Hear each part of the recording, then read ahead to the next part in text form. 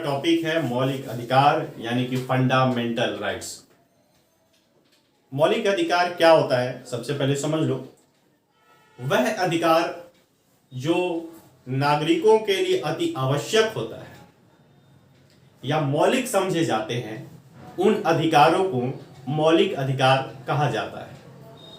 और वह अधिकार नागरिकों को संविधान द्वारा प्राप्त होता है और राज्य सरकार या राज्य उन अधिकारों में कोई भी हस्तक्षेप नहीं कर सकता। वैसे अधिकारों को हम मौलिक अधिकार कहते हैं। देखो, मौलिक अधिकार जो है, इसका विकास के बारे में थोड़ा समझ लेते हैं कि इसका विकास कहां से हुआ। देखो, 1215 में इंग्लैंड के सम्राट हुआ करते थे जॉन। उनसे वहां के नागरिकों ने एक पेपर पे उनका सिग्नेचर लिया और उस पेपर में क्या था कि नागरिकों के लिए कुछ मूल अधिकार था। तो उस पेपर को मैग्ना डाटा कहा गया, यानी अधिकार पत्र कहा गया। और वह पेपर में जो अधिकार थे वो मौलिक थे, तो उन्हें मौलिक अधिकार कहा गया। तो वही 1215 से मौलिक अधिकार का विकास हुआ और उसका नाम मौलिक अधिकार दिया गया। अब बात आता है मेरे दोस्त कि भारत में मौलिक अधिकार कैसे आया और कब आया। देखो, 1931 में सरदार पटेल, 1931 में सरदार वल्लभ भाई पटेल ने कांग्रेस के कराची अधिवेशन में, कांग्रेस पे अगर आपको कुछ जानना है कांग्रेस से रिलेटेड, तो ऊपर आई बटन पे क्लिक करके आप मेरा एक वीडियो देख सकते हैं जिसमें कांग्रेस के बारे में पूरा बढ़िया तरीके से बताया गया है। तो कांग्रेस के कराची अधिवेशन में 1931 में सरदार वल्लभ भाई पटेल ने मौलिक अधिकार की मांग रखी थी। किसने मांग रखी थी? सरदार वल्लभ भाई पटेल ने। कहां पे? तो कराची अधिवेशन में। कब रखी थी? तो 1931 में। और आता है उसका प्रारूप किसने तैयार किया था मौलिक अधिकार का, फंडामेंटल राइट का? तो जवाहरलाल नेहरू ने उसकी प्रारूप तैयार करी थी। और 1940 में वह हमारा जो मौलिक अधिकार आज हमको मिला है वो बनके तैयार हो गया। कब तैयार हो गया? तो 1940 में। प्रारूप किसने तैयार की? तो जवाहरलाल नेहरू ने। अब बात आता है कि भारत में मौलिक अधिकार कहां से लिया गया है, कौन से देश से लिया गया है। तो भारत में जो मौलिक अधिकार है वो अमेरिका के संविधान से लिया गया है। ठीक है, अमेरिका के संविधान से लिया गया है। कौन से भाग में रखा गया है? तो संविधान के भाग नंबर 3 में हमारे मौलिक अधिकार को रखा गया है। भाग 3 को क्या कहा जाता है? बहुत बार ये क्वेश्चन पूछता है कि संविधान के भाग 3 को क्या कहा जाता है। तो संविधान के भाग 3 को अधिकार पत्र कहा जाता है। संविधान का अधिकार पत्र भाग 3 को कहा जाता है और भाग 3 को मैग्ना कार्टा भी कहा जाता है। कोई दिक्कत नहीं है, मैग्ना कार्टा भी कहा जाता है भाग 3 को है। अब बात आता है कि कौन से आर्टिकल में रखा गया है। तो आर्टिकल 12 से लेके 35 तक, आर्टिकल 12 से लेके 35 तक के बीच में जो भी आर्टिकल्स है, इन सब में केवल और केवल मौलिक अधिकार का जिक्र है, यानी कि फंडामेंटल राइट्स का जिक्र है। ठीक है, अब हम मेरे प्यारे भाई, हम एक एक करके सारे मौलिक अधिकार को पढ़ेंगे और समझेंगे। तो सबसे पहले भारत में कितने मौलिक अधिकार हैं? तो भारत में अभी फिलहाल 6 मौलिक अधिकार हैं। कितने हैं? 6। पहले कितने थे भाई? तो 7 थे। एक को हटा दिया गया। किसको हटा दिया गया, कब हटा दिया गया, क्यों हटा दिया गया, इसके बारे में हम आगे पढ़ेंगे।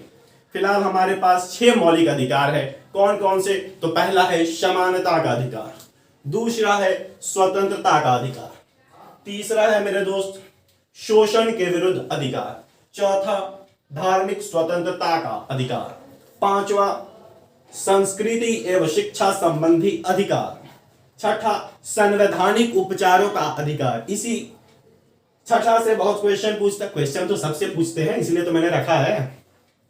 तो छठे मौलिक अधिकार को कहा जाता है संवैधानिक उपचारों का अधिकार। 7वें को कहा जाता है संपत्ति का अधिकार। 7वां यही मौलिक अधिकार है जिसको समाप्त कर दिया गया है।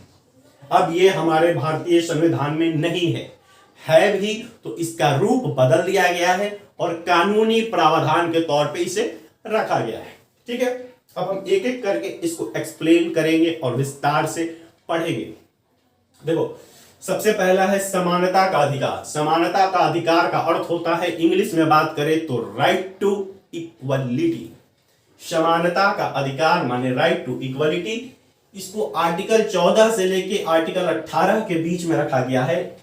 समानता के अधिकार को आर्टिकल 14 से लेके 18 के बीच में। आर्टिकल 14 में क्या जिक्र है दोस्तों? आर्टिकल 14 में यह जिक्र है आर्टिकल 14 में यह जिक्र है कि विधि और कानून, मैंने शॉर्ट फॉर्म में लिखा है, बोर्ड उतना बड़ा नहीं है लेकिन समझाऊंगा अच्छे से। आर्टिकल 14 में लिखा गया है कि समानता का अधिकार में विधि कानून में समानता।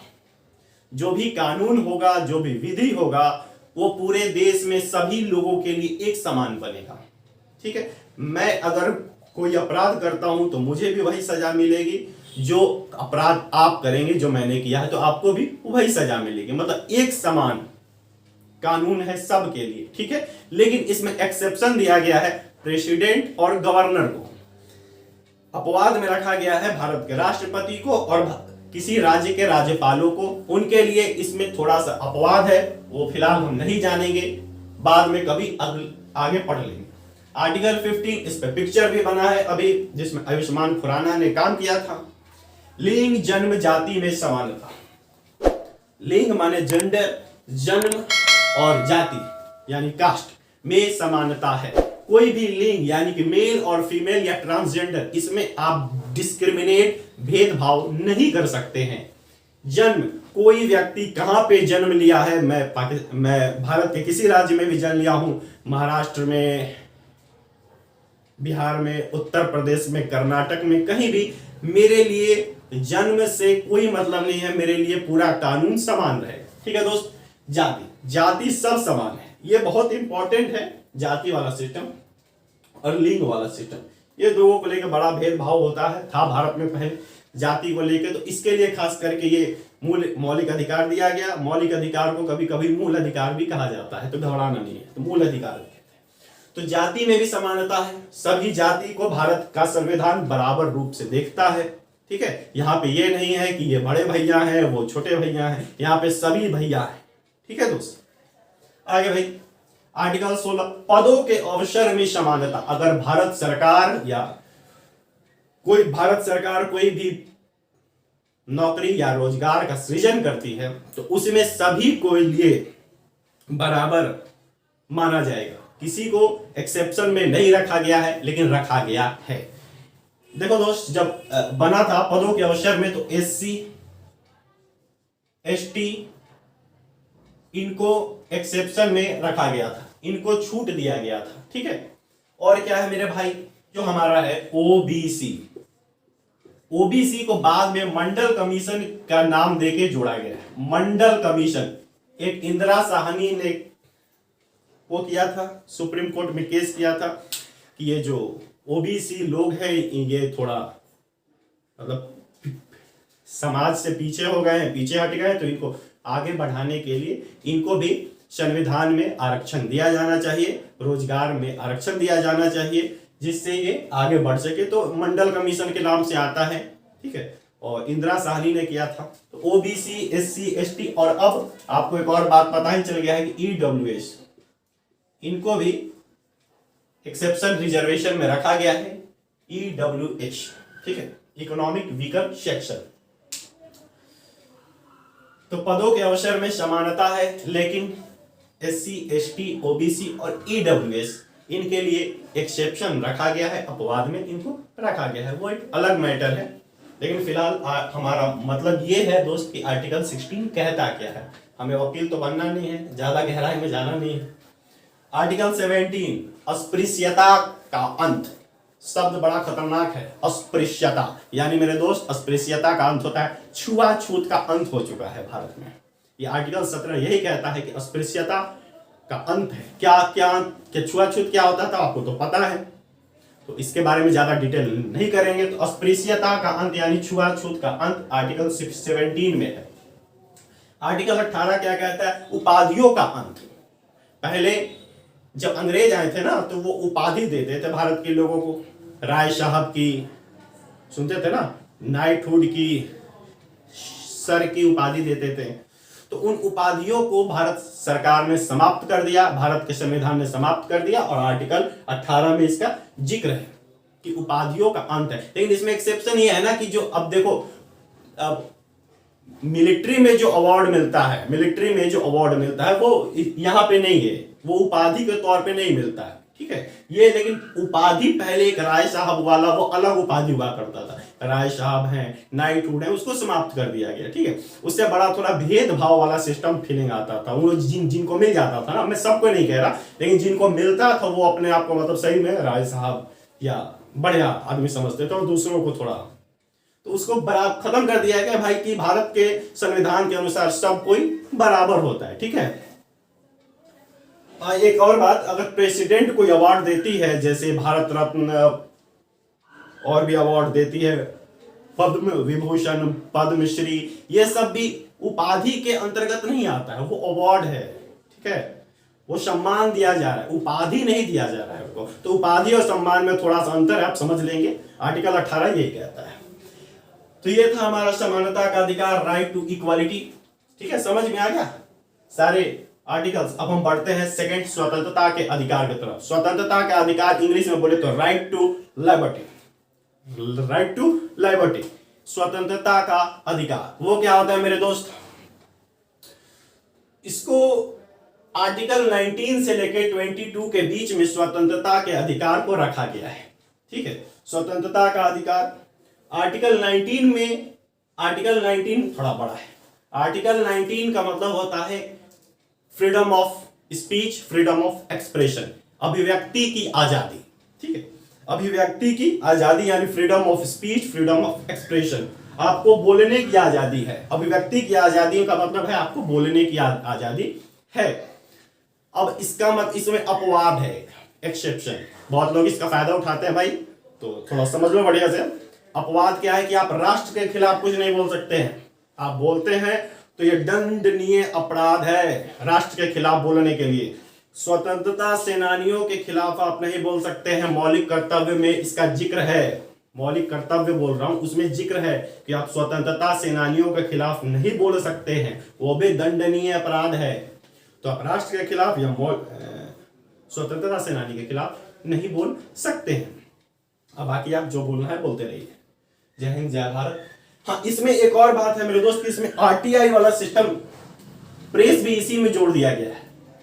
एक थोड़ा कहानी हो गया था बीच में, आपको पता नहीं होगा और मैं बताऊंगा भी नहीं उतना। एक प्रेस का सिस्टम हो गया था कि प्रेस को संविधान के कौन से अंतर्गत रखा गया, संविधान में प्रेस का जिक्र है कि नहीं। तो संविधान में प्रेस मतलब जो भी प्रेस वाला सिस्टम है उसको प्रेस का जिक्र संविधान में नहीं है। इसको 19A के अंतर्गत ही रखा गया है प्रेस को, ठीक है, कि प्रेस की आजादी है।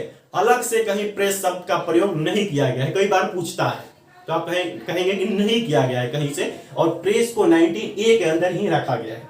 देखो, एक 2005 में आया था, बहुत बढ़िया चीज था, 2005 में आरटीआई, राइट टू इंफॉर्मेशन, इसको भी 19A के तहत ही रखा गया है। एक और आ गया था 2004 में, झंडा फहराने की आजादी दी गई थी, उसको भी 19A के अंतर्गत ही रखा गया है। झंडा फहराने की आजादी है। पहले होता क्या था ना मेरे भाई, कि केवल जो ऑफिस होते थे बड़े बड़े, जैसे डाकघर है, राष्ट्रपति भवन है, संसद भवन है, या कोई भी सरकारी भवन है, वहां पे झंडा फहराया जाता था। अब क्या है, 2004 में कहा गया कि नहीं, आप कोई कहीं भी भारत का झंडा फहरा सकते हैं, आप अपने छत पे भी फहरा सकते हैं, हाँ, लेकिन उसका सम्मान करिएगा क्योंकि वो हमारा शान है। Article 2005 RTI, right to information, ये भी इसी के अंतर्गत रखा गया था। कई बार ये क्वेश्चन पूछा है आरटीआई से, तो कई बार पूछते रहता है कि आरटीआई कब आया, आरटीआई कब आया, तो आरटीआई 2005 में आया, याद रखना। राइट टू इंफॉर्मेशन पता ही है क्या होता है, हम लोग को जैसे कुछ भी पता करना है सरकार से तो हम एक आरटीआई लगता है, उसका एप्लीकेशन आरटीआई डाल देंगे, सरकार हमको जवाब दे देती है। कुछ भी पूछना हो तो आपको सरकार से जानना हो तो। 19B क्या कहता है, माने अनुच्छेद 19B क्या कहता है, तो वो कहता है कि बिना शस्त्र के, माने बिना आर्म्स के, विदाउट आर्म्स आप कहीं भी घूम सकते हैं, कहीं भी घूमने की आपको आजादी है।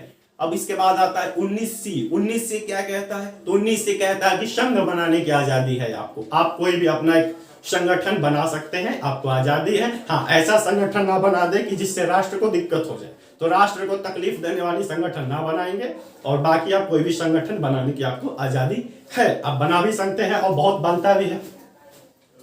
19D में है कि किसी भी राज्य में आप जा आ सकते हैं, कोई मतलब दिक्कत नहीं होगा, कोई वीजा नहीं लगेगा। कोई राज्य में, मैंने देश में नहीं कहा भाई, राज्य में। जैसे कि हमको महाराष्ट्र जाना है, ट्रेन का टिकट कटाएंगे पहुंच जाएंगे। हमको कर्नाटक जाना है, ट्रेन का टिकट लेंगे, फ्लाइट का टिकट लेंगे, बस का टिकट लेंगे, पहुंच जाएंगे, वीजा नहीं लगेगा।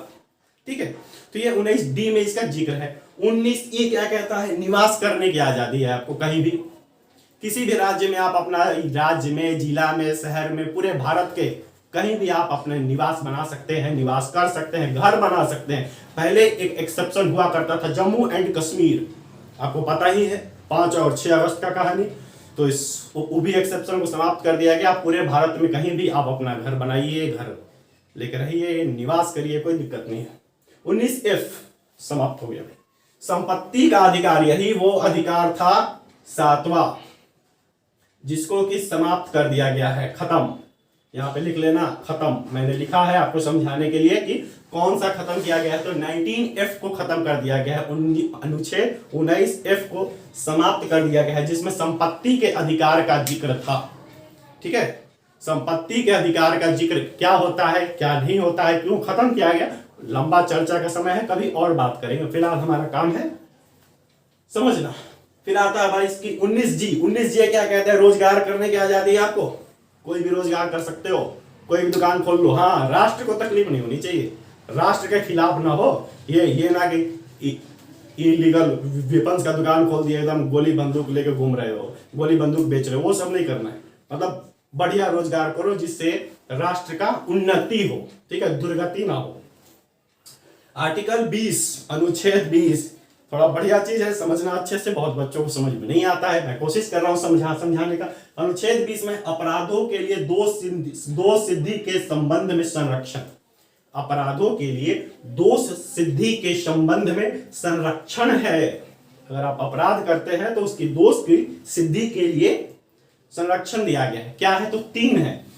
एक सजा के लिए एक बार ही आपको सजा मिलेगी, नहीं, एक अपराध के लिए एक ही सजा मिलेगी। मैंने एक अपराध किया है, किसी का मर्डर कर दिया, तो एक ही सजा मिलेगी मर्डर का, एक अपराध के लिए एक सजा। ये नहीं कि भाई मुझे उम्र कैद दे दो, मेरा हाथ काट दो, मेरा पैर काट दो, ये सब नहीं होगी भाई। ठीक है, मेरा घर जब्त कर लो, ये सब नहीं।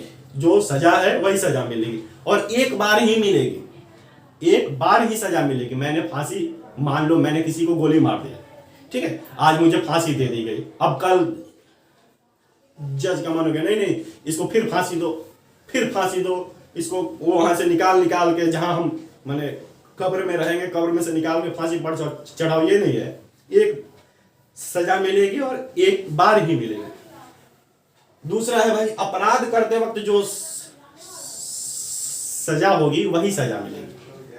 मान लो कि अपराध करने वक्त आज है कि मैं किसी का मर्डर करता हूं तो मुझे 14 साल की है कि 14 साल का प्रावधान है अभी, और मैंने किसी का हत्या कर दिया, मैं जेल गया।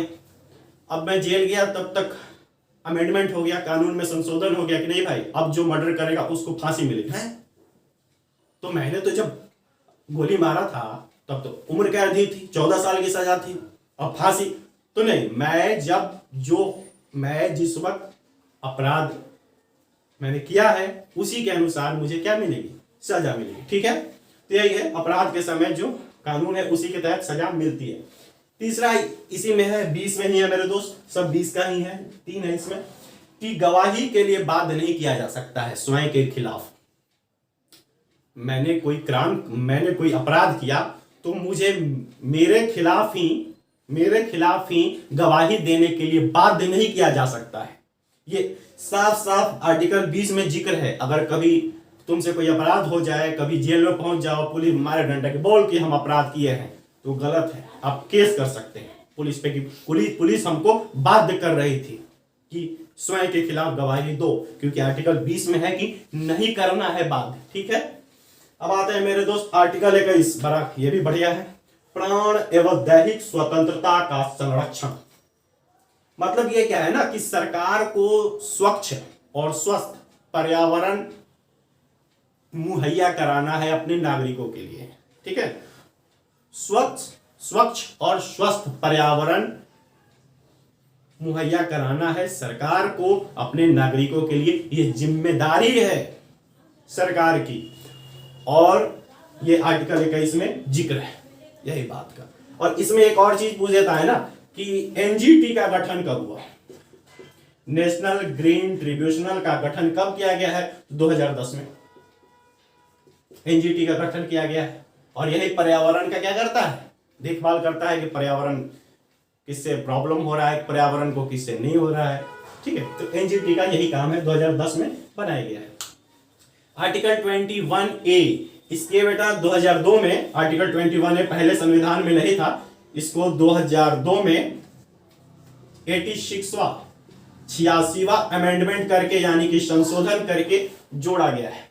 ठीक है, 86वां अमेंडमेंट करके 2002 में आर्टिकल 21A को जोड़ा गया है मौलिक अधिकार में। और ये क्या कहता है कि 6 वर्ष से लेके 14 वर्ष तक के आयु के सभी बच्चों को मुफ्त में शिक्षा दी जाएगी। ये सरकार का काम है, सारी सरकारों का। देखो मौलिक अधिकार ऐसा चीज है ना, इतना तो पता होगा कि सरकार का दायित्व बनता है ये मुहैया कराना। मौलिक अधिकार ये आप फंडामेंटल राइट्स है, आप सरकार का ये माने दायित्व है कि वो आपको मुहैया कराए। सॉरी, अगर नहीं कराती है ना तो सुप्रीम कोर्ट सीधा आपके लिए खुला है, आप डायरेक्ट सुप्रीम कोर्ट जाके कह सकते हैं कि भाई मेरी सरकार मुझे ये मुहैया नहीं करा रही। ठीक है, तो यही एक मौलिक अधिकार ही ऐसा चीज है जो सरकार की दायित्व बनती है कि आपको मुहैया करवाए। तो आर्टिकल 21A में कहा गया कि 6 से लेकर 14 वर्ष तक के आयु को सभी बच्चों को मुफ्त में शिक्षा मिलेगी और शिक्षा लेना अनिवार्य भी है। मौलिक कर्तव्य अगर मैं बाद में कभी पढ़ाऊंगा फंडामेंटल ड्यूटी, उसमें बताऊंगा कि सारे बच्चों को शिक्षित होना अनिवार्य है मौलिक कर्तव्य के रूप में। ठीक है, तो 6 से लेकर 14 वर्ष। आर्टिकल 22 क्या कहता है, यह भी बढ़िया चीज है भाई, जो क्राइम करते हैं उनके लिए गिरफ्तारी निरोध में संरक्षण। गिरफ्तारी निरोध में संरक्षण है, क्या है तो 3 है इसमें भी। सबसे पहले तो गिरफ्तार, अगर आपके घर में आ गई पुलिस अचानक से आपको बोली कि चल चल चल चल चल चल, तो आप पूछ सकते हैं भाई आराम से क्या अपराध किए हैं, मतलब कि आप पूछ सकते हैं पुलिस से। पुलिस को कारण बताना भी होगा कि आपको क्यों गिरफ्तार किया जा रहा है। ठीक है, अपराध करने के बाद ही आपको गिरफ्तार किया जा सकता है, पहले नहीं। लेकिन दोस्त एक्सेप्शन है, अपवाद है यहाँ पे। क्या आर्टिकल 22 का 3 खंड 3, 4, 5, 6 अनुच्छेद 22 का खंड 3, 4, 5, 6 अपराध के पहले ही आपको गिरफ्तार किया जा सकता है।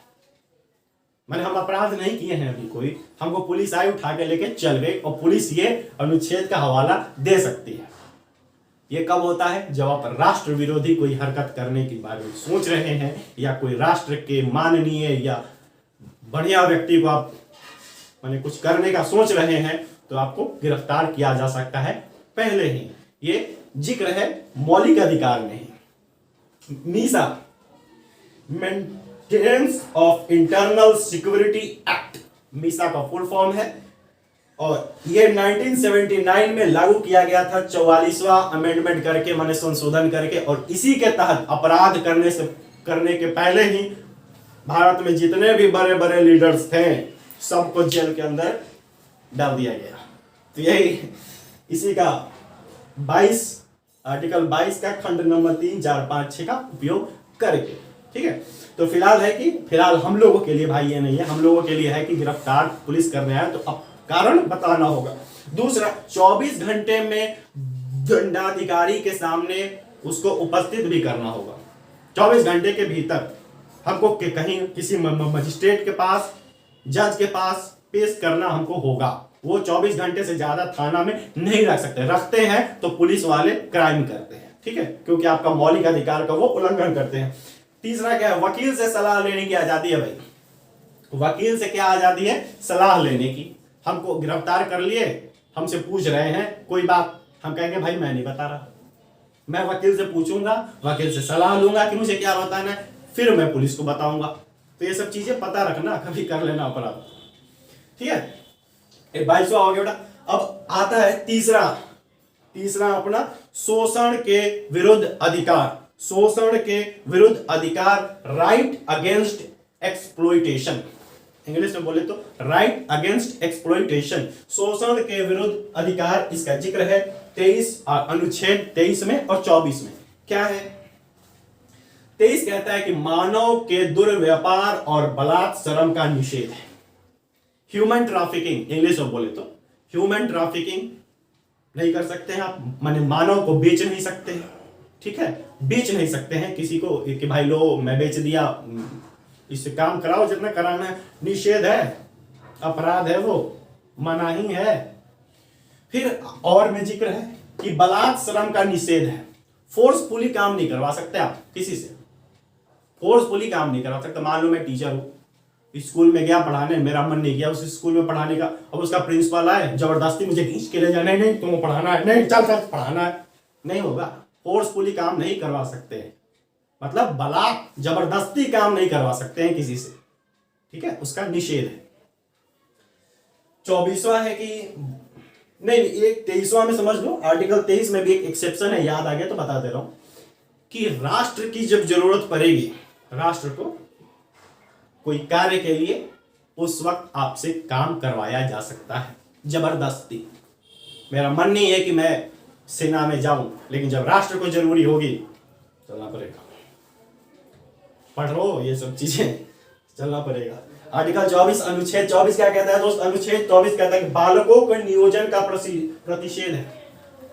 बालकों के नियोजन का प्रतिषेध है, मतलब कि अच्छे से समझे तो 14 वर्ष से कम या 14 वर्ष तक के बच्चों से, 0 से लेके 14 तक के वर्ष तक के बच्चों से आप कोई भी काम नहीं करा सकते, कोई भी काम नहीं करा सकते। समझ रहे हो ना? कोई भी, ये नहीं कि रख कप धोने के लिए तो रखे हैं, अरे यही धो लेना है, मांज लेना है, नहीं, उसकी भी मनाही है। कुछ नहीं कराना है उन बच्चों से, उनका काम पढ़ना है, खेलना है, कूदना है, खाना पीना सोना है। काम कराना किसी फैक्ट्री में, कहीं भी कोई बड़े इंडस्ट्री में बिल्कुल मनाही है 14 वर्ष तक के बच्चों के लिए। ठीक है, और चौथा है हमारा धार्मिक स्वतंत्रता का अधिकार 25 से 28 तक। 5वां है संस्कृति एवं शिक्षा संबंधी अधिकार 29 से 30 तक। 6ठा है संवैधानिक उपचारों का अधिकार 32 में, और 7वां है संपत्ति का अधिकार आर्टिकल 31 में। ये जो चार है ना अधिकार भाई, ये मैं आपको बताऊंगा अगले वीडियो में, क्योंकि वीडियो बहुत लंबी हो जाएगी। तब तक के लिए नमस्कार।